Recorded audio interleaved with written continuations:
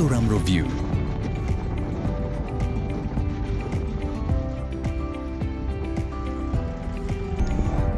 खालिन पर्यो आमालाई त अब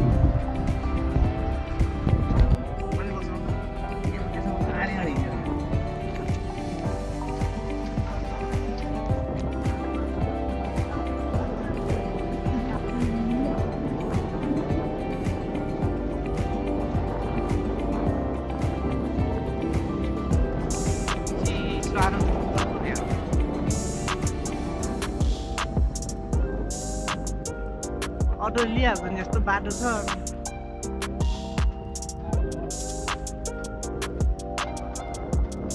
अटो पनि भाँच्छ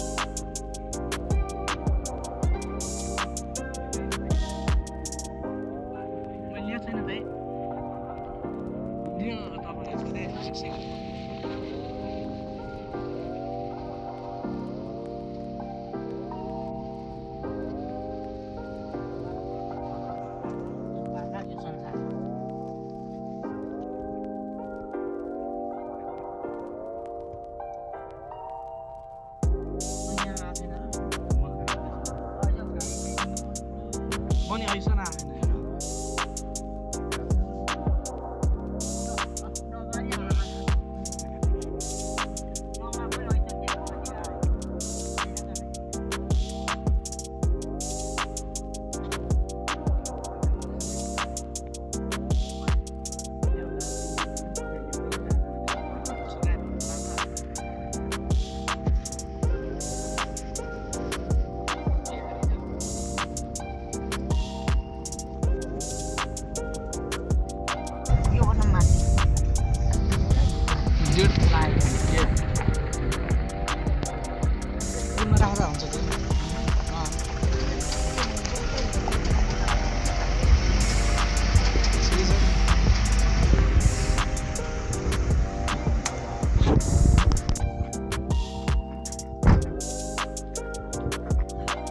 अहिले चाहिँ हामी जन्मेको ठाउँ पहाड घर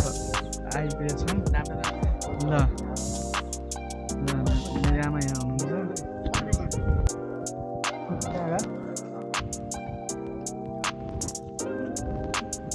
अहिले सब बेचेर बेचिहाल्यो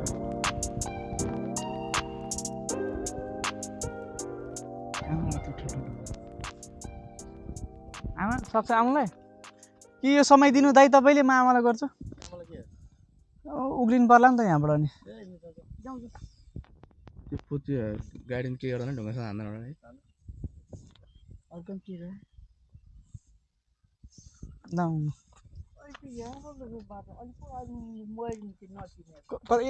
यता जाने होला नि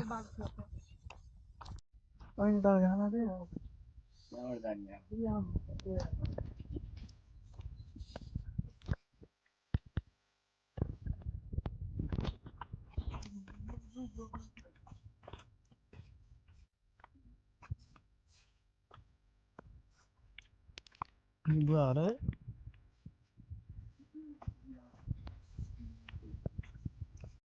सिस्नु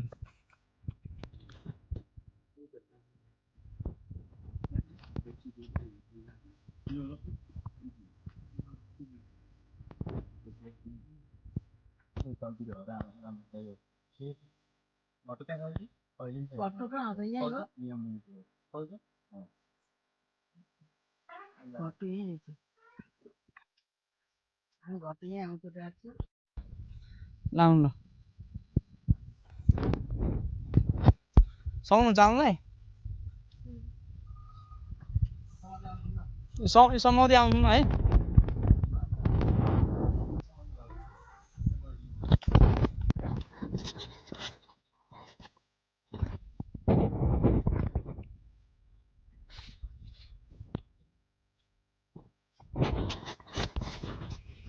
यो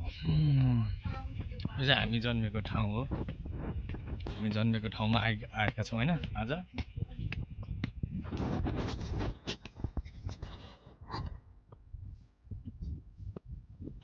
अग्लो रहेछ।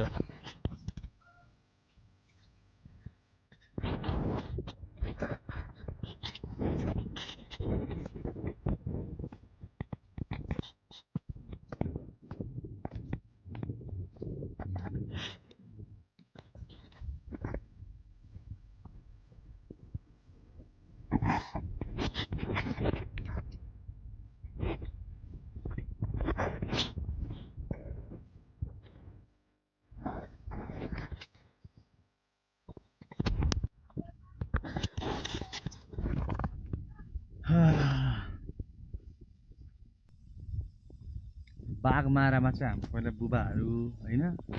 अनि नुनहरू खाद्यान्नहरू भनौँ न, अब दैनिक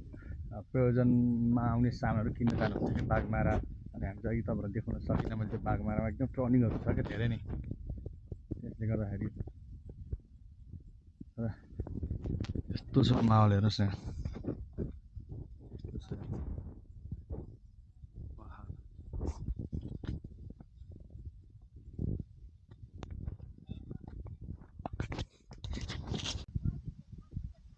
यो चाहिँ हामी पहिला छोडेर गएको ठाउँ। अहिले त पुरै गाँजा खेती हुन लाग्यो चाहिँ। फेरि यहाँ चाहिँ गाँजा मात्रै हुँदैन है, तरकारी लसुनहरू पनि रोपिन्छ, सागपातहरू रोपिन्छ। डाँडामा जानु छ, डाँडामा जानु छ। पहिला यहाँ घाँस पात गर्ने ठाउँ यही थियो हाम्रो बुबाहरूले, आमाहरूले, दाइहरूले।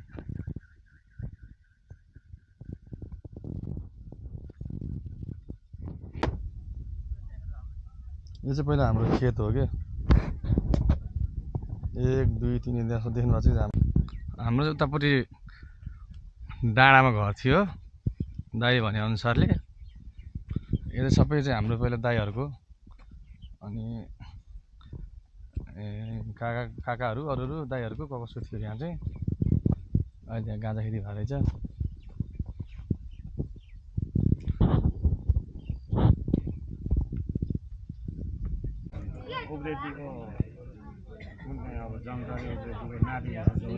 कसो गाडी खान्छ खाली परिवार तिनीहरूको छोराहरू एउटा ठाकुर रामचन्द्र अनि तल यतापट्टि यो पनि हो नि, एक गछ हो। अब यसो घुमेर भनौँ न,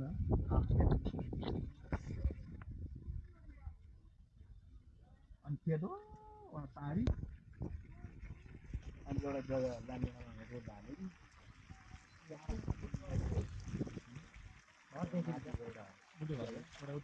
त्यही हो हाम्रो एउटा खेत त्यहाँ तलको बारी, अनि लामा एउटा बारी र त्यही हो।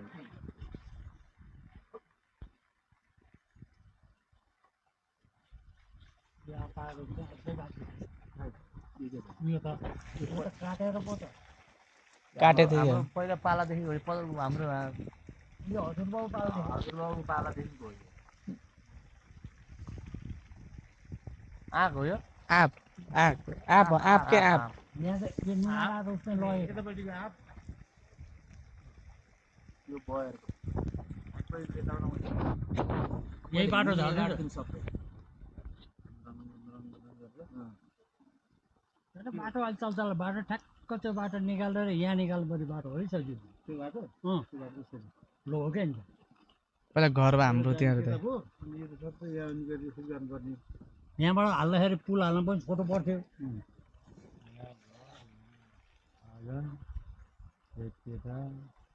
डाँडा यता त्यो एक काठ हालेदेखि यताको घर हो, त्यो माधव फेरि बाटै थियो।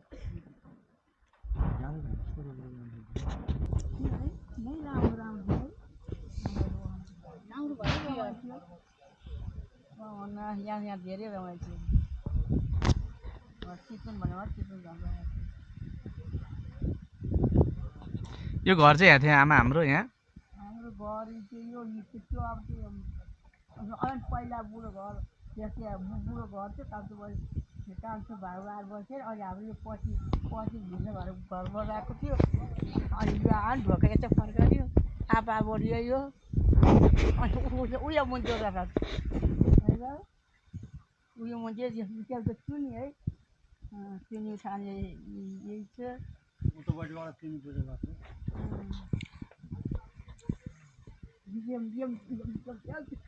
हाम्रो मा नानीलाई अनि त्यो जन्तीलाई चाहिँ त्यहाँबाट त्यो लिएर गयो है तपाईँलाई थाहा होला नि अनि त्यो अलि एउटा लुगाको धजो त्यहाँ देउतालाई हालिदिएर कस्तो लागिरहेछ तपाईँलाई हाम्रो गाउँ हेर्नलाई हामी चाहिँ 2050 सालमा हामी यहाँबाट बसिसराई गरेर चाहिँ चितवन हामी गएका थियौँ हाम्रो चाहिँ यो पहाड घर हो यो पहाड घर चाहिँ हजुर देख्न सक्नुहुन्छ हाम्रो यहाँ चाहिँ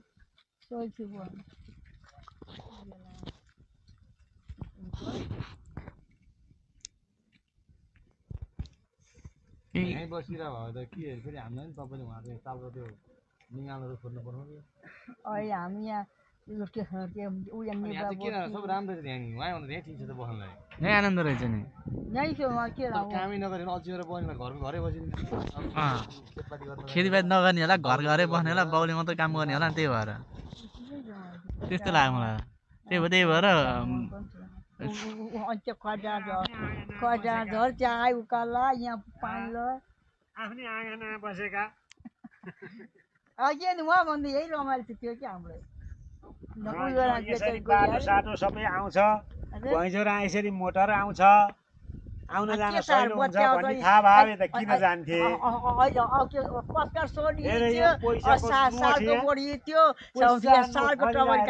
हजारका पत्ता फैलिरहेछन् पहिला त जङ्गल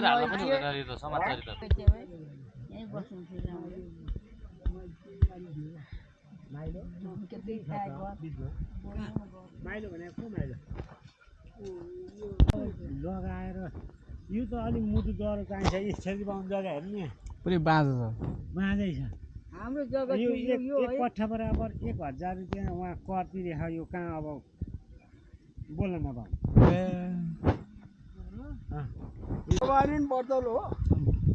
हामी काइलो यहाँ अहिले भएको जेठा खलक भए उहाँहरू माइला खलक छन् अब 1 भाइ 2 भाइ 3 भाइ 4 भाइ हो नि त अब तपाईँहरू भने तपाईँहरूको चाहिँ हाम्रो चाहिँ 4 वटा 4 भाइ अब बाँकी चाहिँ भर ठुलाउ र नानका भए छन् जे भयो भने अहिलेसम्म मियो बुढो खाडामा अब त्यो भए अब अलि उमेर गएकोमा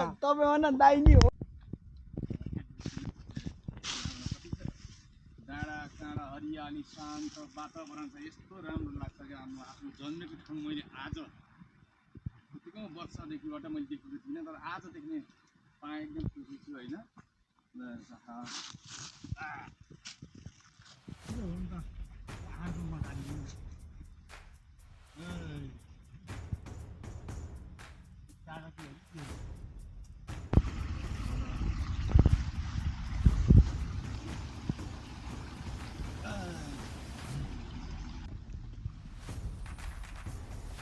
प्रकृतिको मजा लिनुहोस्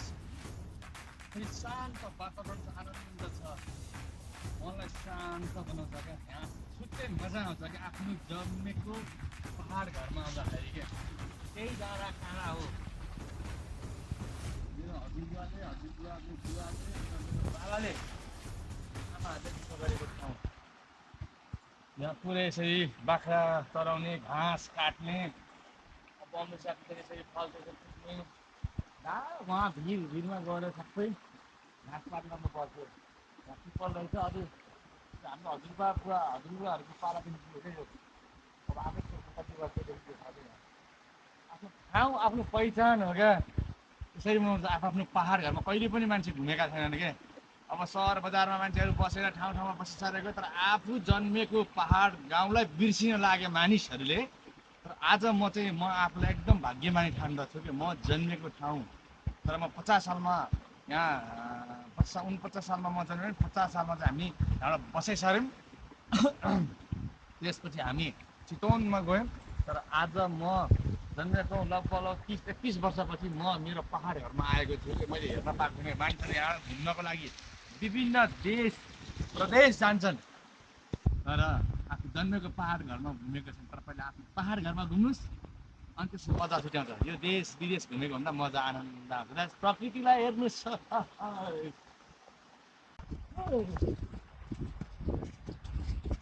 यो हेर्नुहोस् कति मजा छ आनन्द छ नि त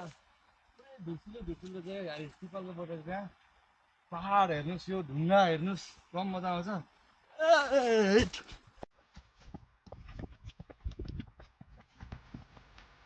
स्या भयो त है